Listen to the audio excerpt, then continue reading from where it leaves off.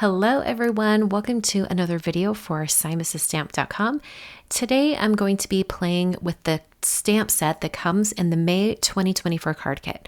When I first saw this stamp set, it has a lot of really great individual images, and I kind of honed in on that solid circle, which I think is probably meant to be a sun, but I thought it would be really cool to kind of use it in a different way and stamp that solid circle as if it was a ring of color, and then watercolor or add water to the stamped ring and bring the color into the center to create balloons.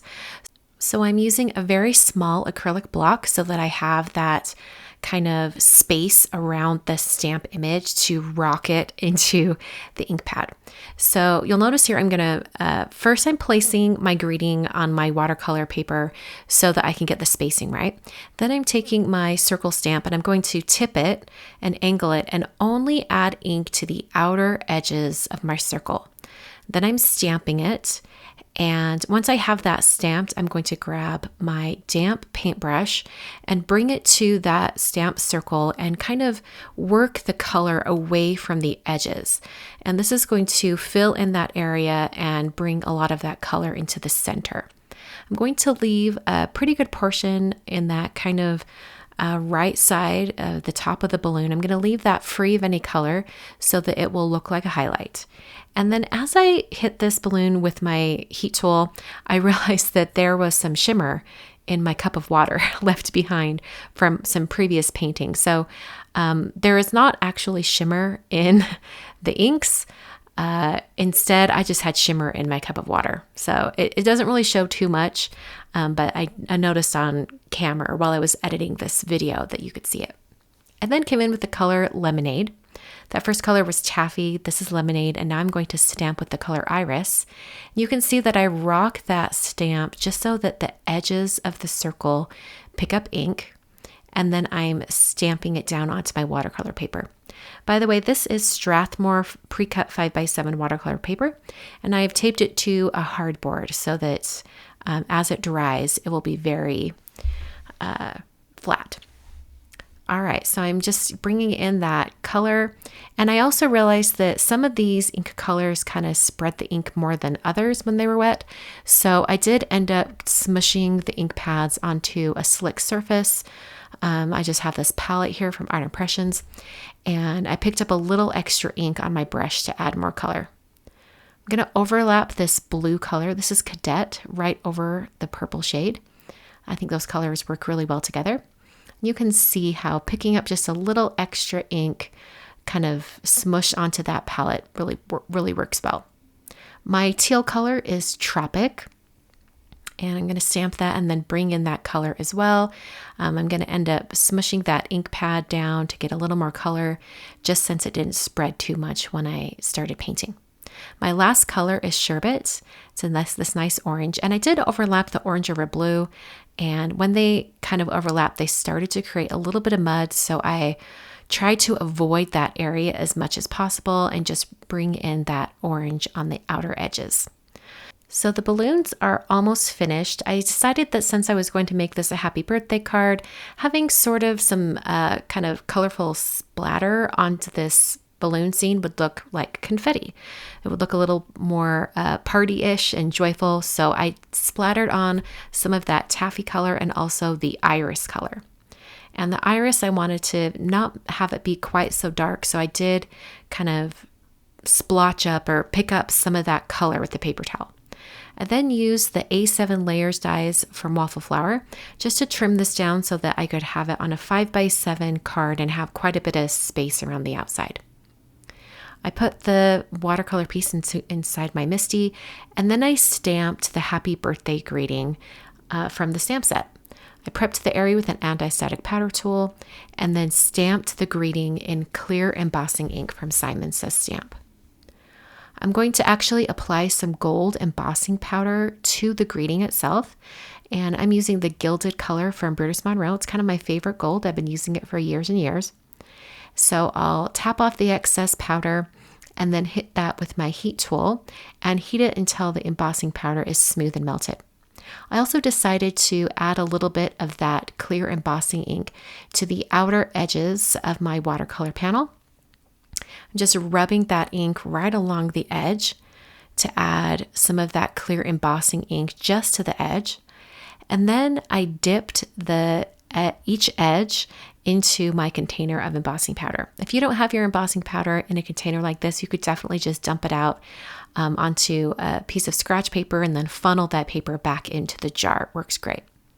I heat set that, and then I'm left with this really organic looking gold border on my watercolor paper. I love to add little accents like this.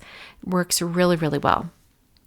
So I'm going to finish the balloons off by drawing on some strings. So I'm using a 0.1 Copic multiliner. It's a very thin, fine pointed marker, and I'm just kind of really freely drawing on these strings. Now, if you wanted to recreate this and make your own version, you could definitely use a pencil to draw these strings on first and then go back over with a black marker. But I kind of wanted a very whimsical freeform look to these, so I decided to just go with whatever I drew. For the background of my card, I'm using the I Like Small Dots stencil, and this is where I'm going to do a little bit of kind of custom colors for my stenciling. I'm first attaching or temporarily adhering the stencil to the piece of lavender cardstock from the back. And then I'm going to take one of my favorite glitter pastes. This is Fairy Dust from Lawn Fawn. It's a very nice clear paste. It actually goes on a little bit translucent, but once it's dry, it's completely clear with more of a blue toned glitter. So I'm going to take my re-inker for the color Iris. That's the purple shade that I use for my balloons.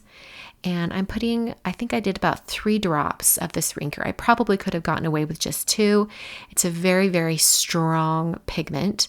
But I just mixed this up into that Fairy Dust stencil paste from Lawn Fawn until I had a nice smooth paste to work with. I had to mix this quite a bit.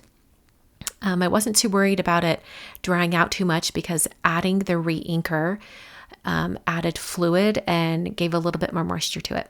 And then I smeared it over my stencil.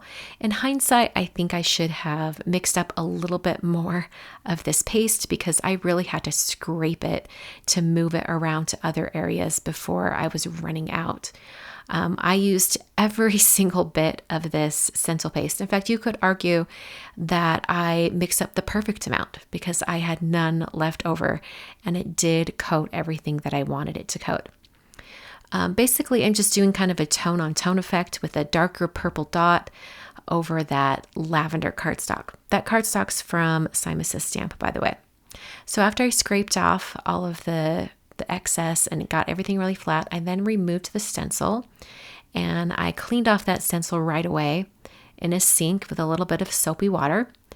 And then I set this aside to dry. And it took a little bit of time to dry. In fact, I helped it along using my heat tool just so I could continue on with my card. So now I'm going to take that same color of ink, Iris, and with a large blending tool, I'm going to bring in this color on the outer edges of my cardstock.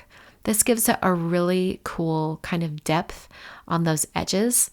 And where that stencil paste is, it sort of rejects any of the ink that I'm blending on.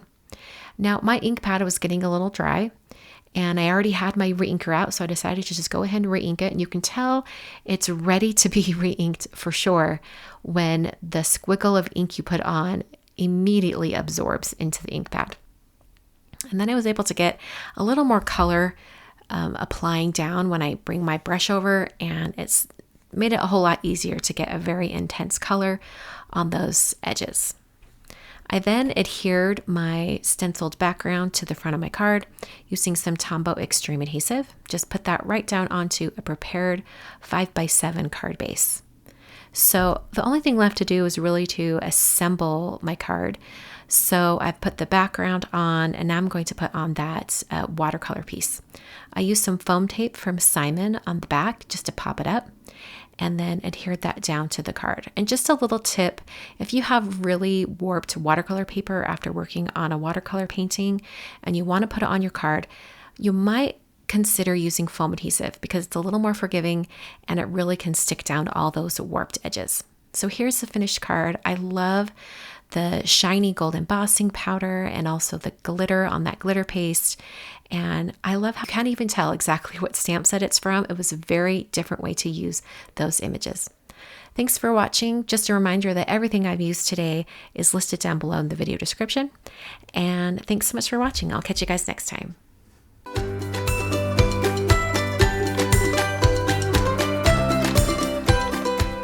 Hi there, I'm Heidi, Simon's mama and founder at SimonsSaysStamp.com.